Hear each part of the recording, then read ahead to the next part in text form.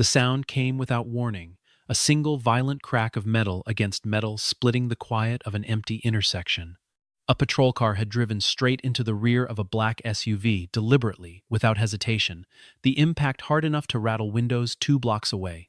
The officer stepped out slowly, adjusting his sunglasses, a grin already forming on his face, the kind of grin worn by a man who believed he was about to teach someone a lesson they would never forget. Inside the SUV, a woman sat completely still, her hands resting on the wheel, her expression unreadable. She did not shout. She did not reach for her phone in panic. She simply set it down on the passenger seat, looked into her mirror, and spoke 4 quiet words that would change everything in the next 7 minutes. Activate Protocol Sentinel. Within moments, a low mechanical rumble began to build somewhere beyond the horizon. Faint at first, then unmistakable, the sound of heavy engines converging from every direction at once. By the time the dust settled, 11 armored vehicles had surrounded the intersection, and every single one of them had stopped for her. Her name was Dr. Nyla Kensington, 39 years old, and to anyone glancing at her that afternoon, she looked like nothing more than a tired professional driving home after a long day. She wore a simple charcoal blazer, her hair pulled back neatly, her only visible possession of value, a slim leather folder resting on the passenger seat beside her phone. What no one could see was the 2 decades she had spent building a career that few people were ever allowed to know about. She had once commanded a federal tactical unit responsible for neutralizing domestic terror threats before they ever reached the evening news, a job that demanded absolute composure under conditions most people would never survive mentally intact. Now she served as the chief executive of a private security firm contracted directly by the federal government to protect the nation's most critical infrastructure, the power grids, the water systems, the unseen arteries that kept entire cities alive. She rarely spoke of any of it. She rarely needed to. That morning had been ordinary in every sense that mattered. She had sat through 3 hours of briefings about vulnerabilities in regional energy substations, the kind of meeting that involved maps most citizens would never be shown, and threat assessments most citizens would never be told about. When it ended, she thanked her colleagues, gathered her folder, and walked to her car alone, the same way she always did. There was no security detail trailing behind her, no black convoy of escort vehicles, no visible sign that she was anyone other than a woman heading home. She preferred it that way. Power, she had learned long ago, was never something worth advertising, and the less attention she drew to herself, the more effectively she could do the work that mattered most. She drove with the windows cracked, the early autumn air slipping through the gap, gray clouds hanging low over the city skyline. The streets were quiet that time of day, a lull between the morning rush and the evening one, and she used the silence the way she always did, to think, to plan, to let her mind settle after hours of tension.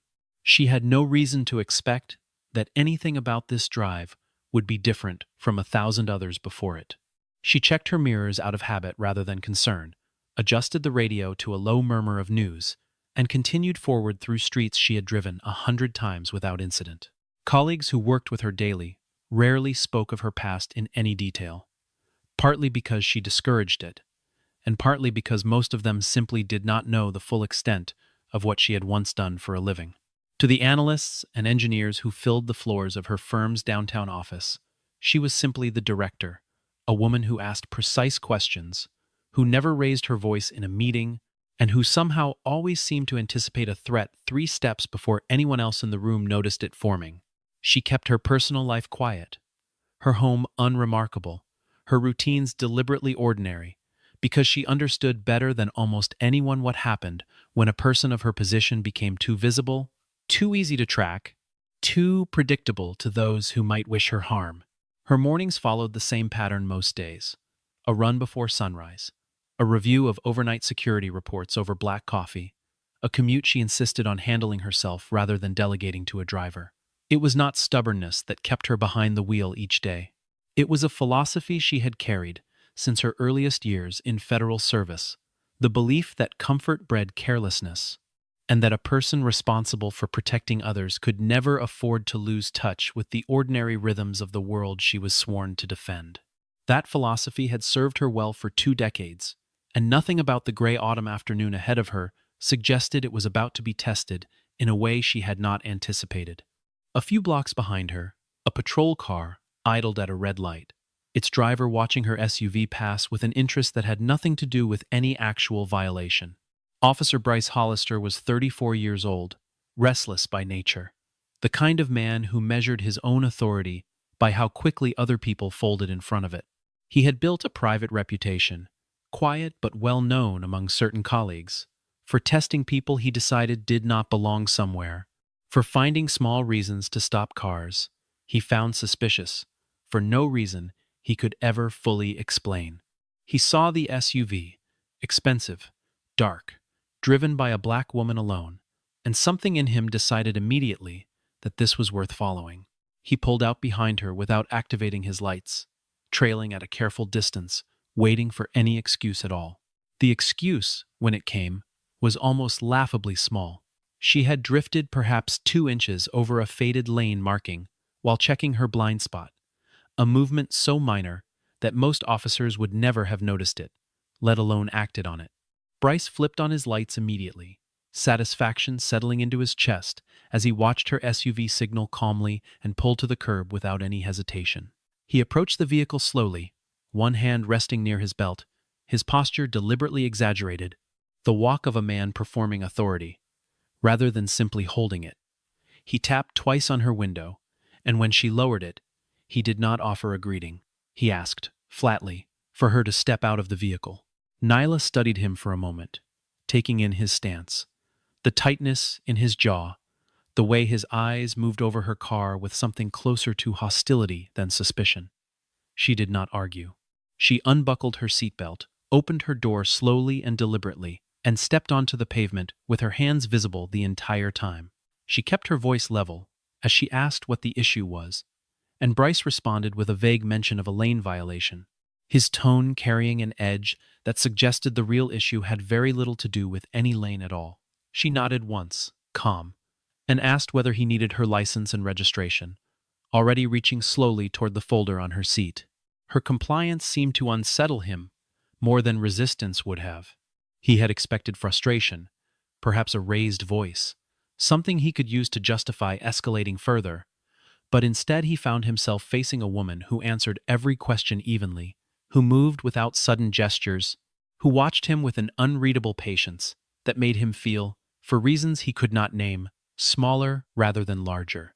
He circled her vehicle twice, running his hand along the frame, peering through the tinted rear windows as though searching for something incriminating. He found nothing. Her paperwork was flawless.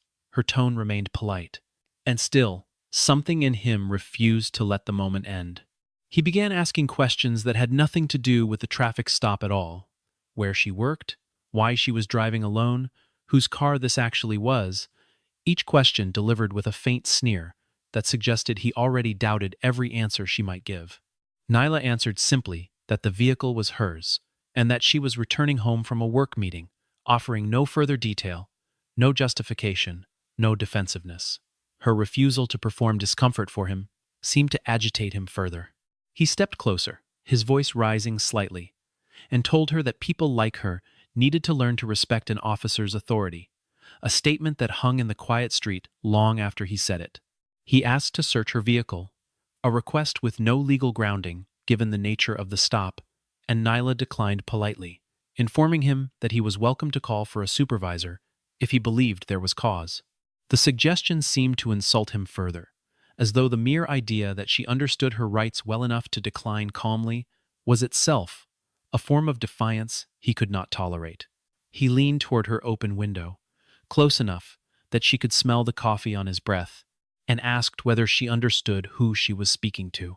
She met his eyes without flinching and told him she understood exactly who she was speaking to, an officer performing a routine stop that had already exceeded its reasonable scope. The answer was too composed for him to argue with directly, and that composure seemed to bother him more than any argument could have. A delivery driver parked nearby had paused to watch the exchange, sensing something building that did not belong in an ordinary traffic stop. Bryce noticed the onlooker and straightened abruptly, seeming to recalibrate his approach now that an audience had formed. He softened his tone for a moment, just enough to sound reasonable to anyone listening from a distance, before returning his attention fully to Nyla with the same simmering hostility that had never actually left him. He informed her that he would be writing her a citation for the lane violation, regardless of how cooperative she had been, a decision that had nothing to do with the law, and everything to do with his need to feel that the encounter had ended on his terms rather than hers. A few pedestrians on the opposite sidewalk had slowed their pace, sensing the tension without yet understanding its shape. Nyla remained still, her expression calm, her eyes steady on his. She told him, evenly, that she had complied with every request and asked whether she was free to go. It was a simple question, entirely reasonable, and it seemed to be the final provocation Bryce needed. His jaw tightened, his hand flexed at his side, and for a brief moment, something behind his eyes shifted from irritation into something closer to rage. The particular rage of a man who has just realized he cannot make someone afraid of him, no matter how hard he tries. He told her, sharply, to get back in her vehicle, his voice carrying now, loud enough that the pedestrians across the street paused entirely to watch. Nyla returned to her seat without argument, closing the door gently, reaching for her seatbelt, as though the encounter had simply concluded the way countless mundane stops before it had. She checked her mirror, signaled, and began to pull slowly away from the curb, following every instruction she had been given. It was in that exact moment, as her SUV eased forward, that Bryce made the decision that would unravel everything he had ever built.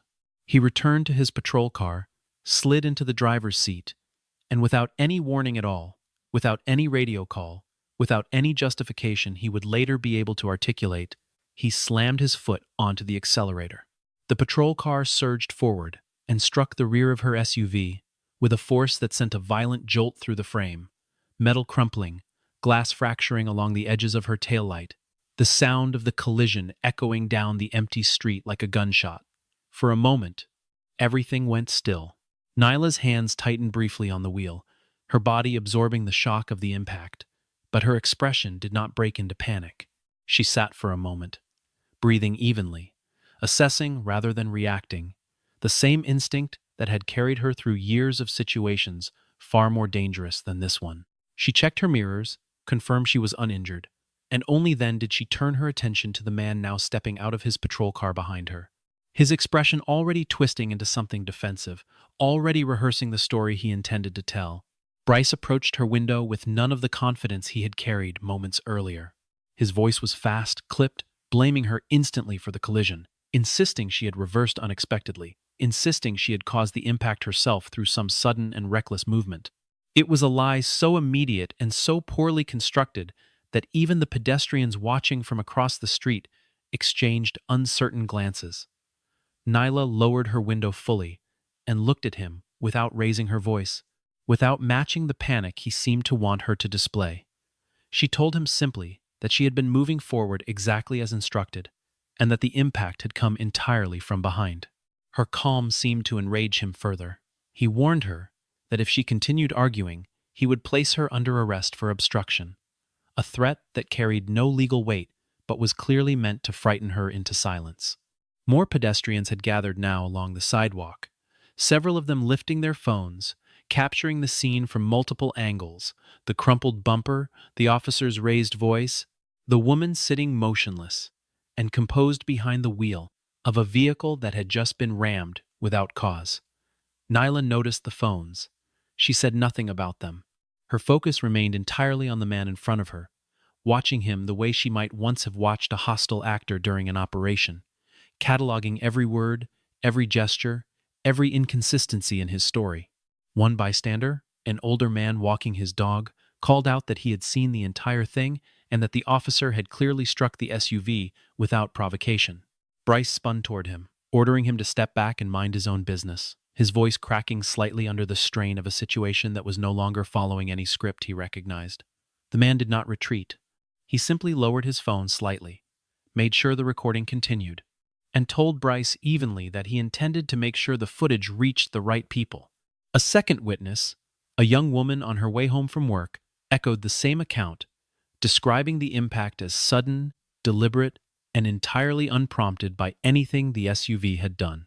Bryce's composure, already thin, began to fracture visibly under the weight of so many eyes.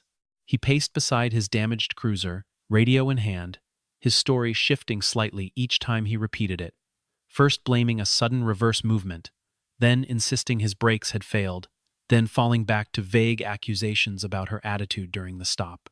None of the explanations aligned with what the growing crowd had witnessed with their own eyes, and the inconsistency itself became its own kind of evidence, visible to everyone, present long before any official investigation would ever confirm it. She reached for her own phone, unhurried, and dialed a number she had memorized years ago but had never once needed to use in the field. When the call connected, she did not raise her voice.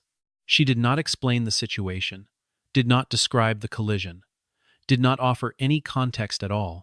She spoke 6 words, evenly and without emotion, and then ended the call before the line could even fully open. "Protocol Sentinel," she said. "Red level." Nothing more. Bryce watched her, his confusion visible beneath the anger, still tightening his features. He laughed, a short, dismissive sound, and told her that pretending to have important connections would not save her from the consequences of what he was certain she had done.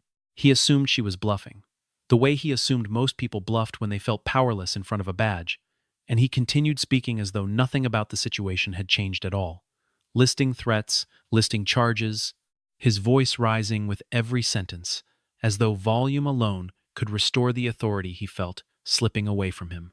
What he did not know, what he could not possibly have known, was that the moment her call connected, a chain of events had already begun moving far beyond his control. On the other end of that line, inside a secured command facility miles away, an operator had received a 2-word alert that triggered an immediate verification protocol reserved for a very small number of individuals nationwide. Nyla's identity was confirmed within seconds against a federal registry rarely accessed outside of extreme circumstances. Her vehicle, unbeknownst to Bryce, carried encrypted equipment tied directly to national infrastructure protection, equipment that fell under strict federal jurisdiction the instant it was deliberately damaged. Within 90 seconds, alerts began populating across multiple secured channels simultaneously. Inside that command facility, the duty officer who received the alert did not hesitate to escalate it, understanding immediately what the designation meant without needing further explanation. A supervisor was notified within seconds, and from there, the notification moved upward through the chain with a speed built for exactly this kind of emergency. Each recipient trained to treat the words "Protocol Sentinel" as an instruction rather than a suggestion. Cross-referencing systems confirmed not only Nyla's identity, but the precise location of her vehicle through its embedded tracking beacon, a feature installed quietly in every vehicle assigned to personnel of her clearance level, invisible to anyone unaware of its existence, and activated automatically the moment a distress signal of that classification was received. Separate from the local police response, Bryce had unknowingly triggered through his own radio call. An entirely independent federal channel had now opened, one that operated with no awareness of and no interest in whatever story he intended to tell his supervisors. The two systems, local and federal, were converging on the same intersection from completely different directions, moving at completely different speeds, and only one of them understood the true scale of what was actually unfolding on that ordinary street. At a nearby staging facility, tactical teams that had been on standby for an unrelated exercise received the alert and redirected instantly. Engines roaring to life, drivers pulling onto access roads before their commanding officer had even finished briefing them on the situation. Overhead, a helicopter already airborne for routine patrol banked sharply and adjusted course toward the coordinates now flashing on its navigation display. None of the officers receiving these alerts needed further explanation. The words Protocol Sentinel carried weight on their own, a designation understood instantly by anyone cleared to hear it, a designation that meant a protected federal asset had come under direct physical threat. Back at the intersection, Bryce remained entirely unaware, still pacing beside his damaged patrol car, still muttering into his radio about a woman who refused to cooperate. He had requested backup for what he described as a hostile and uncooperative driver, expecting perhaps one additional unit to arrive and reinforce his version of events. He had no reason to expect anything more.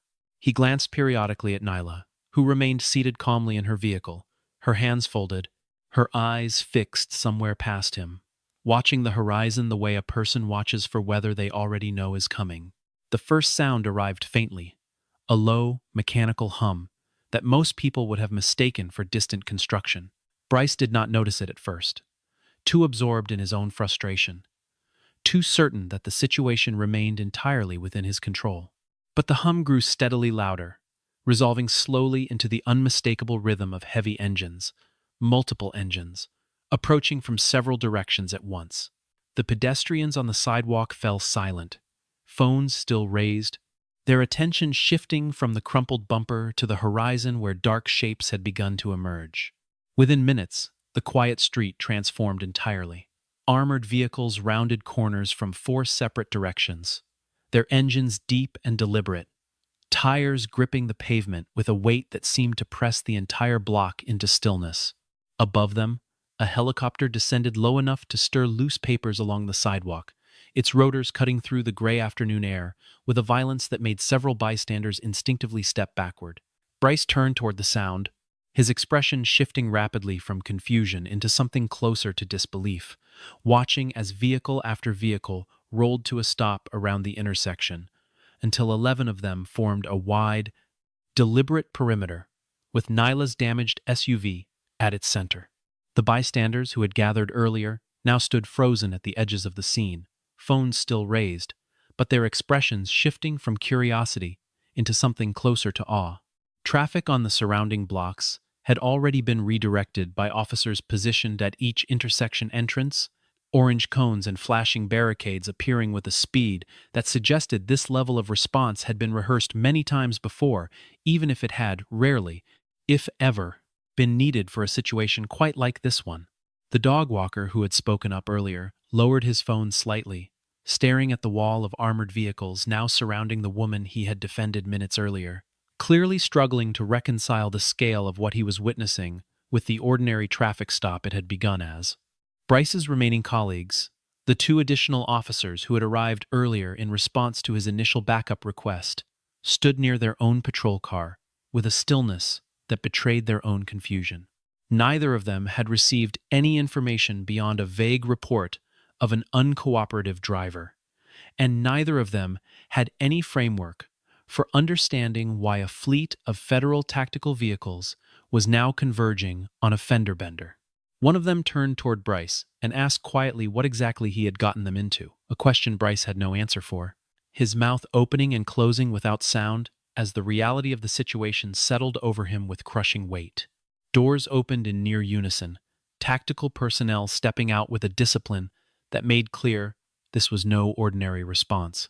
Bryce instinctively reached for his radio, then let his hand fall, uncertain what exactly he was supposed to say.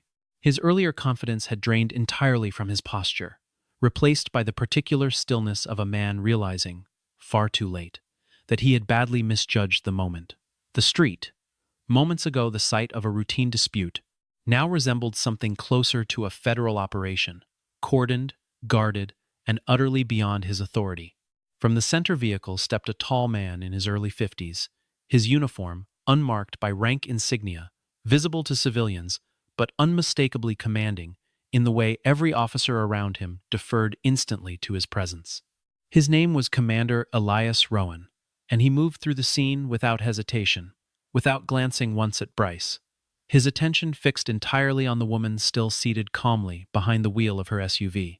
He crossed the pavement in long, unhurried strides, stopped beside her door, and lowered himself slightly to meet her eyes through the open window. "Are you injured, ma'am?" he asked, his voice quiet, almost gentle, a stark contrast to the imposing scale of the operation unfolding around them. Nyla shook her head once, calm as ever, and told him she was fine, that the damage was to the vehicle rather than to herself.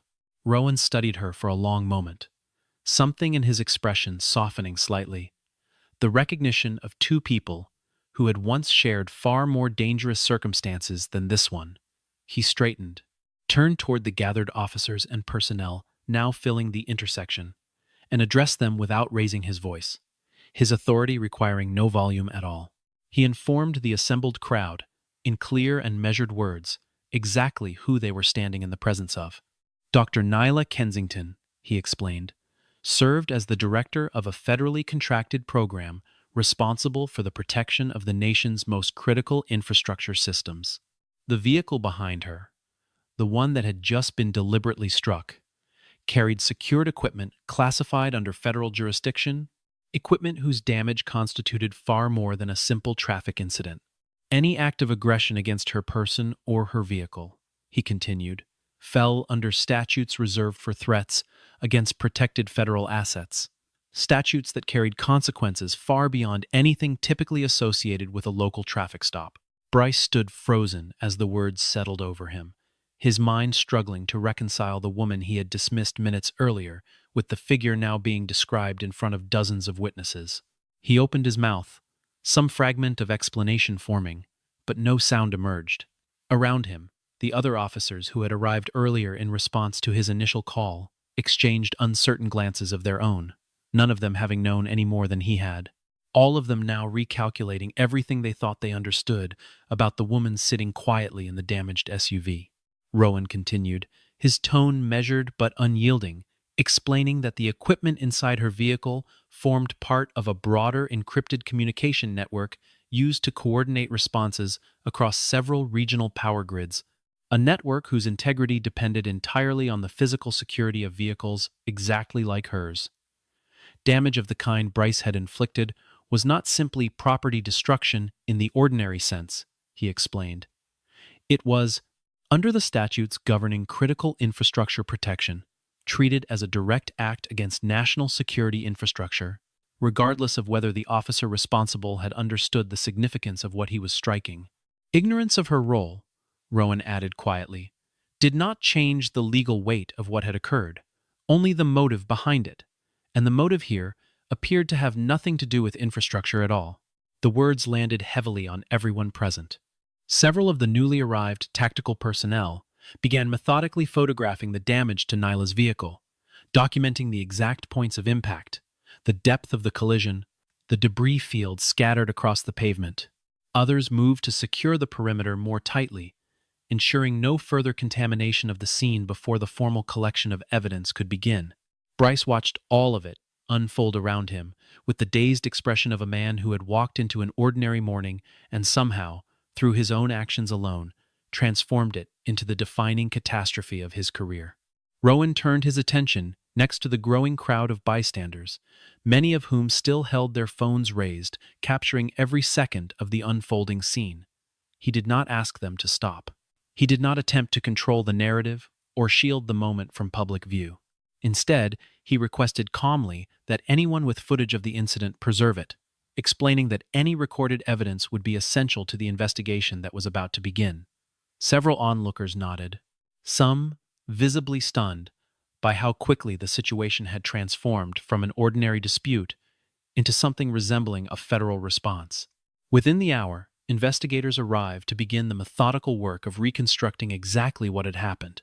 They reviewed footage from a traffic camera mounted at the intersection, its angle capturing the entire sequence in unambiguous detail, the SUV pulling away exactly as instructed, the patrol car accelerating suddenly and striking it from behind, with clear and deliberate force. They reviewed the dashboard camera from Bryce's own vehicle, its recording confirming the same sequence, with a precision that left no room for alternate interpretation. They collected footage from at least 6 separate bystanders, each clip corroborating the others, each one stripping away any possibility that Bryce's version of events might survive scrutiny. Bryce attempted, weakly, to offer an explanation, insisting the collision had been accidental, that his foot had slipped, that the vehicle in front of him had made an unexpected movement he could not have anticipated. No one around him appeared to believe a word of it. The footage told a story too consistent, too deliberate, too thoroughly documented, from too many independent angles for any explanation involving accident or misunderstanding to hold together. Rowan listened to the excuse without interruption, his expression unreadable, and when Bryce finished speaking, he said nothing in response at all, the silence itself carrying more weight than any rebuke could have.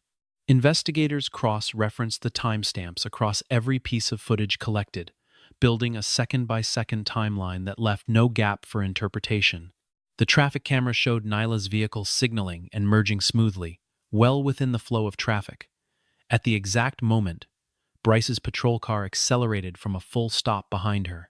His own dashboard camera, which he had likely forgotten was even recording, captured his foot pressing the accelerator with clear and unmistakable force, rather than any sudden, panicked motion, consistent with an accident. The bystander clips, gathered from 4 separate phones at 4 separate angles, all showed the same sequence with no meaningful variation. A level of consistency, investigators later noted, was rare, even in far simpler cases. A forensic technician examined the physical damage to both vehicles as well, confirming that the pattern of impact was consistent with a direct, accelerating collision, rather than a low-speed drift or an accidental roll. The findings were compiled into a preliminary report within hours, a speed that reflected both the severity of the alleged offense and the unusual volume of corroborating evidence available from the very beginning. Rowan reviewed the report personally before authorizing the next step, wanting to be certain that every conclusion rested on documented fact rather than assumption, a standard he insisted on applying to every case that passed through his command, regardless of who was involved. The order came swiftly and without ceremony.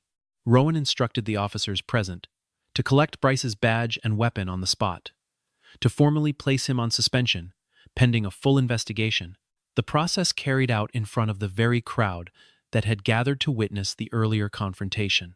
Bryce stood motionless as his badge was removed from his belt, his weapon secured by another officer, the physical symbols of an authority he had spent years abusing, now taken from him in the middle of an ordinary street, in full view of dozens of witnesses. As the investigation unfolded further that afternoon, Rowan found a quiet moment to speak privately with several of the officers who had known Nyla only by reputation, sharing details that most of them had never heard before.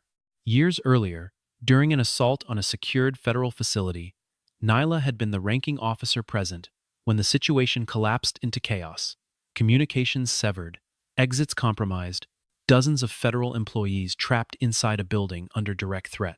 She had organized an evacuation under conditions that should have made survival for everyone involved statistically unlikely, moving through the building floor by floor, coordinating extraction routes, with a composure that colleagues who witnessed it still described. Years later, with something close to reverence. By the time the situation was resolved, every single employee inside that building had made it out alive, a result that senior officials at the time considered close to miraculous, given the scale of the threat they had faced. She was offered the nation's highest civilian commendation for the operation, a formal ceremony, public recognition, the kind of honor most people in her field spent entire careers hoping to receive. She declined it.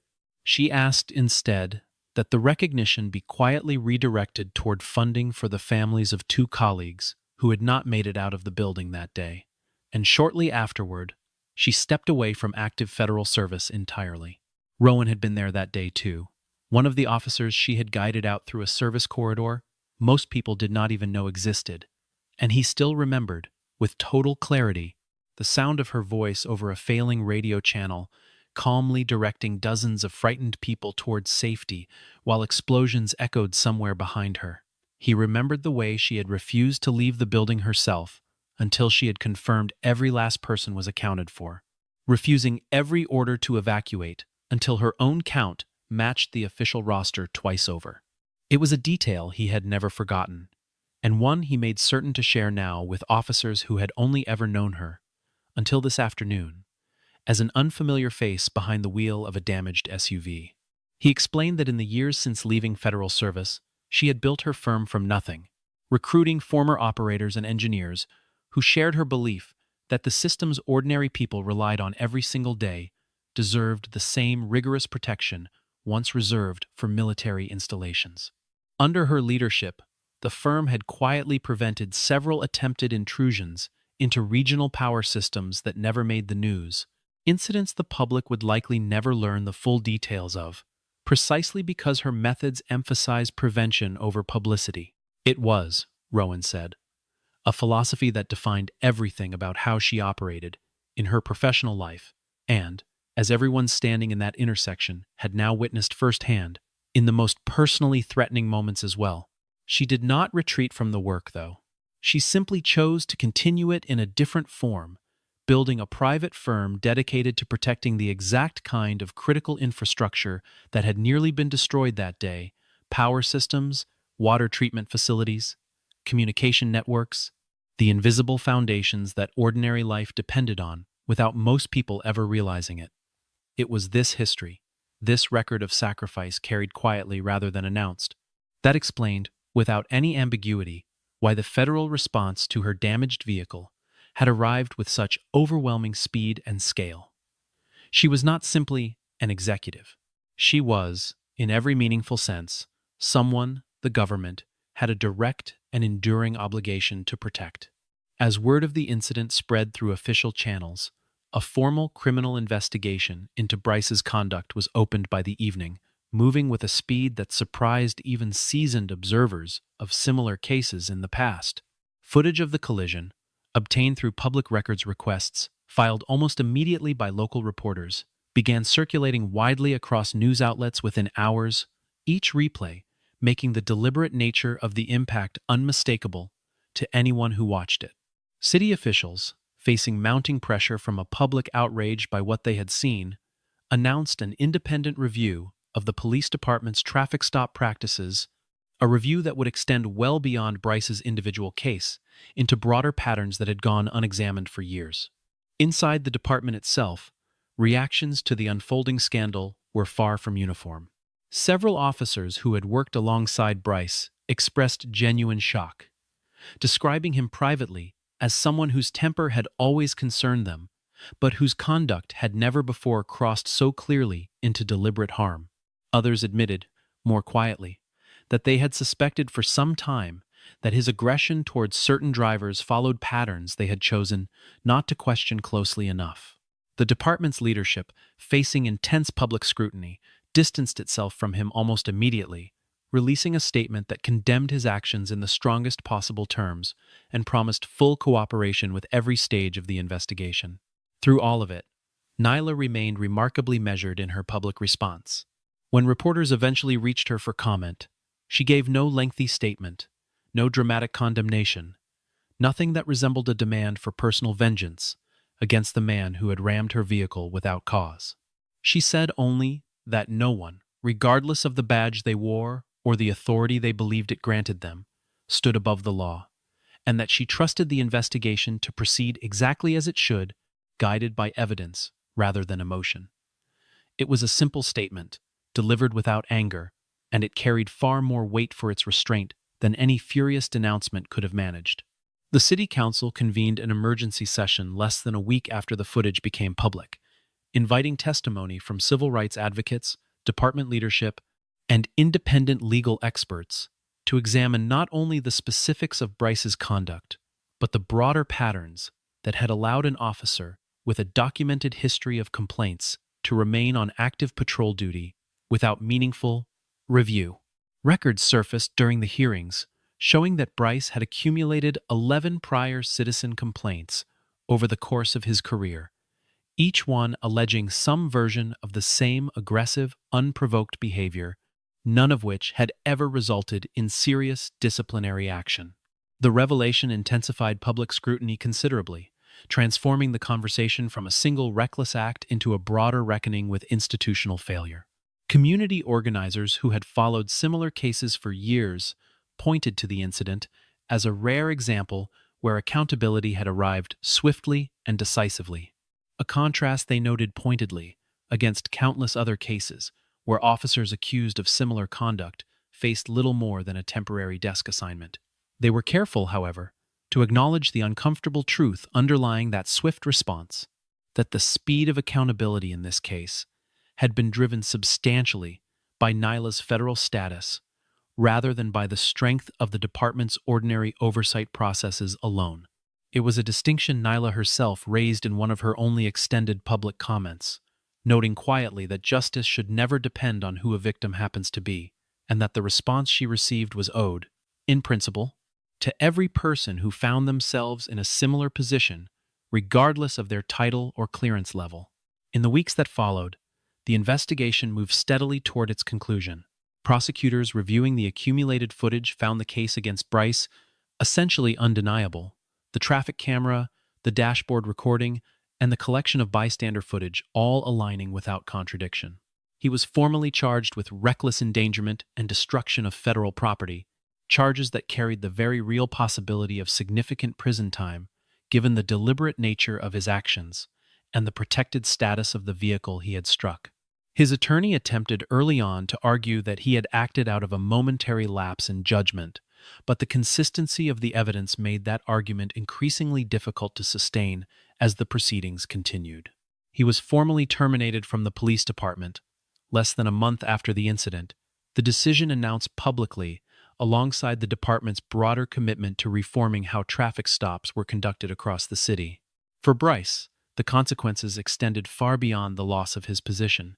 The career he had built his entire identity around was gone, replaced by pending criminal charges and a public record that would follow him indefinitely, the direct result of a single reckless decision made in a moment when he believed, with total and misplaced confidence, that no one would ever hold him accountable. Commander Rowan requested a private meeting with Nyla shortly after the department's formal actions were finalized, arriving without any of the tactical presence that had surrounded their first meeting on that street weeks earlier.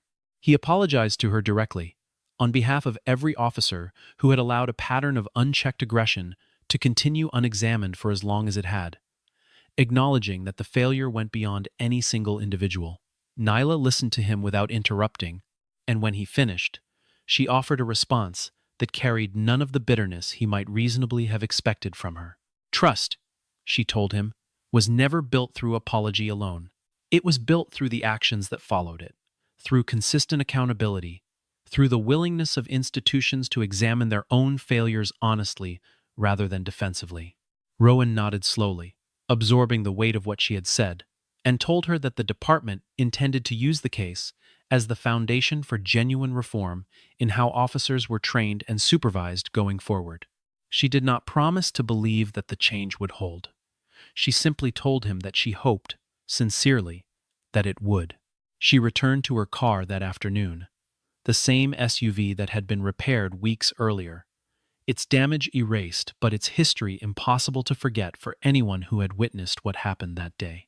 She settled behind the wheel, adjusted her mirror out of habit, and pulled away from the curb exactly the way she always did, without escort, without spectacle, without any outward sign that she was anything other than a woman heading home after a long day. The street around her had long since returned to its ordinary rhythm, pedestrians walking past without a second glance, traffic moving in its familiar patterns, no trace remaining of the 11 armored vehicles that had once filled that same intersection. Bryce's trial, when it finally began months later, drew a modest but attentive crowd, reporters filling several rows, a handful of former colleagues sitting quietly near the back, watching a man they had once trusted with their own safety, now facing the consequences of a decision made in a single, reckless instant. He did not testify in his own defense. His attorney's final arguments leaned heavily on the absence of any prior violent intent, a strategy that gained little traction against a jury that had already watched the footage dozens of times over the course of the proceedings. When the verdict was read, guilty on both counts, Bryce showed no visible reaction at all, simply lowering his head as the weight of the outcome settled fully over him for the first time. Nyla did not attend the trial. She had made a quiet decision early on that her presence there would serve no purpose beyond spectacle, and spectacle had never been something she sought in any part of her life. She continued her work exactly as she had before, reviewing threat assessments, briefing engineers, driving herself home each evening through streets that no longer held any particular weight for her beyond the ordinary. If she thought often about that afternoon, she never said so publicly, and those who knew her best understood that this too was simply who she was, a woman who carried enormous weight without ever needing to display it. What lingered, long after the vehicles had dispersed and the cameras had stopped rolling, was not the memory of overwhelming force, but the quieter truth underneath it. Power, real power, was never measured by how much fear a person could produce in others. It was measured by restraint, by the discipline to wield authority only in service of what was right, by the willingness to let evidence and process determine outcomes rather than instinct or prejudice. No one deserved to be judged by the color of their skin, the vehicle they drove, or the assumptions strangers made about them in a passing glance. And when authority was abused in defiance of that principle, accountability had to follow, built not on outrage alone, but on documentation, on procedure, on the steady and unglamorous work of doing things correctly. That, in the end, was the only kind of justice that ever truly lasted.